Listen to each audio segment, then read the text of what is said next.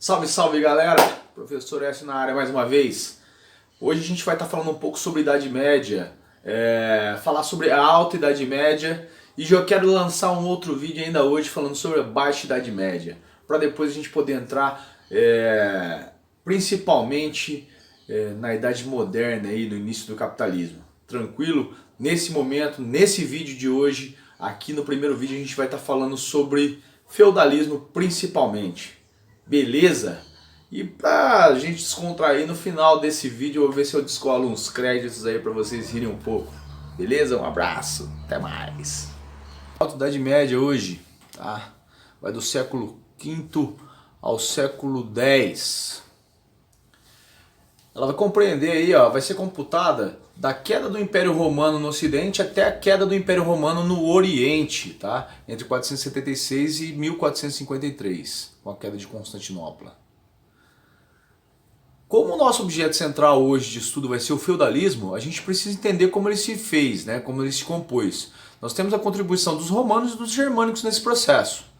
Os romanos vão contribuir com o processo de clientela, colonato e nas vilas. Os germânicos com comitatus, subsistência e a tradição oral, aí, o direito consuetudinário. Palavrinha bacana, hein? Aí, o que era o comitatus? O companheirismo. Tratava-se da ligação dos guerreiros ligados por um juramento ao chefe, em troca de uma parte do saque e seu comando, no caso. As vilas.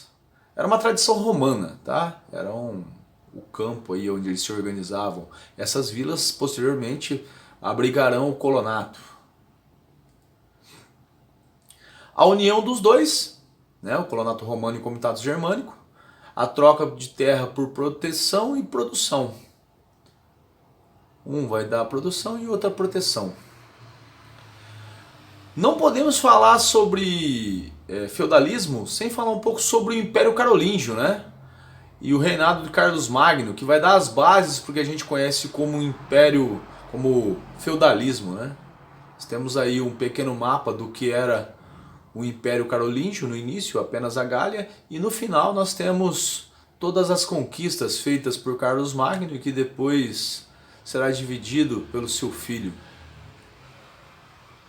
Mas o que nos interessa mesmo aqui é a organização do Império, né, que vai ser dividida em unidades político-administrativas, no caso condados, ducados e marcas, né? Vai começar a descentralizar o poder nesse processo.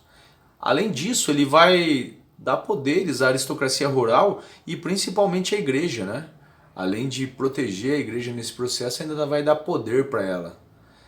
E para fiscalizar essas unidades administrativas, ele vai enviar o Missi Dominici, ou seja, os enviados do Senhor, que eram representantes deles aí nessas unidades administrativas. Dessa forma, o Império Carolíngio, através da sua organização, vai contribuir ativamente para a formação do feudalismo. Aí nós temos a coroação do nosso amigo aí, o Carlos Magno, sendo coroado em 25 de dezembro, dia de Natal, pelo Papa Leão III. Assim ele vai se tornar imperador do Sacro Império Romano.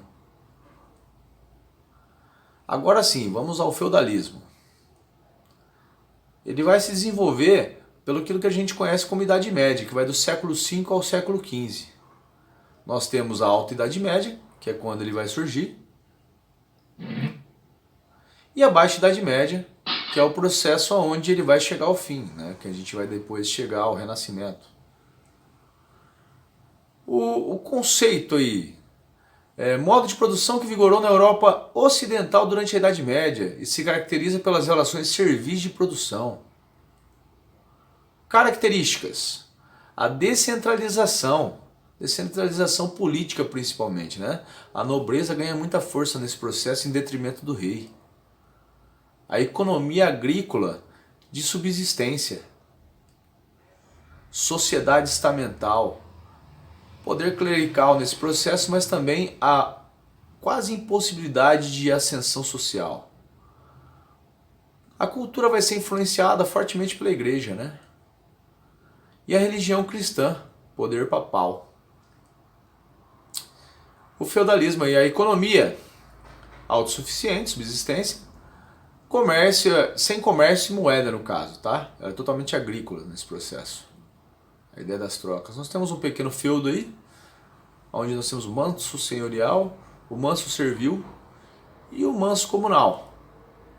Uma ideia do que era um manso servil aí. A unidade econômica básica aí seria o feudo. O manso senhorial, castelo mais melhores terras. Manso servil, terras arrendadas. E o manso comunal, bosques e pastos, uso comum. Além dos fornos e moinhos também eram parte do manso comunal. No feudalismo vai haver uma separação aí dessa sociedade. A casa de Deus, que cremos ser uma, está pois dividida em três. Uns oram, outros combatem e outros, enfim, trabalham. Nós temos aí a ideia então da separação da sociedade nesse processo. É uma sociedade estamental, definida pelo nascimento, né? E o poder está vinculado à posse e extensão da terra. Os laços de dependência são suzerano e vassalagem, os servos senhores, né? Os deveres aí na relação de fidelidade entre o suzerano e o vassalo, o suzerano vai dar proteção e vai conceder o feudo, enquanto o vassalo vai dar auxílio militar e monetário, além da fidelidade e conselho. E por fim, uma pirâmide aí para a gente entender, como a gente já viu anteriormente, o clero, que vai ser os que rezam, tem a terra, mas o poder político e o poder ideológico. A nobreza vai ter a terra e o poder político, além de ter que defender o processo aí, né, ser os guerreiros. E os servos vão ter a obrigação de cultivar a terra, são os que trabalham, né? E tem essas outras todas as obrigações da corvéia, talha, banalidade, tostão de Pedro, dízimo, mão morta, entre outros. Então, basicamente, essa é a nossa aula aí sobre feudalismo, tá? Beleza, galera? É isso. Nossa aula até aqui foi sobre a Alta Idade Média, falei um pouco sobre feudalismo com vocês. Agora, né, na próxima aula eu vou tentar falar sobre a Baixa Idade Média e a formação das monarquias nacionais. Tranquilo? Um abraço, até mais. Pessoal, estamos tentando trabalhar aqui, tá um pouco difícil, Vai, né? você já lavou a louça? Vocês estão vendo?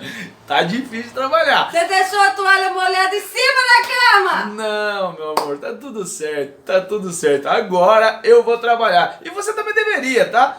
Um beijo, tchau.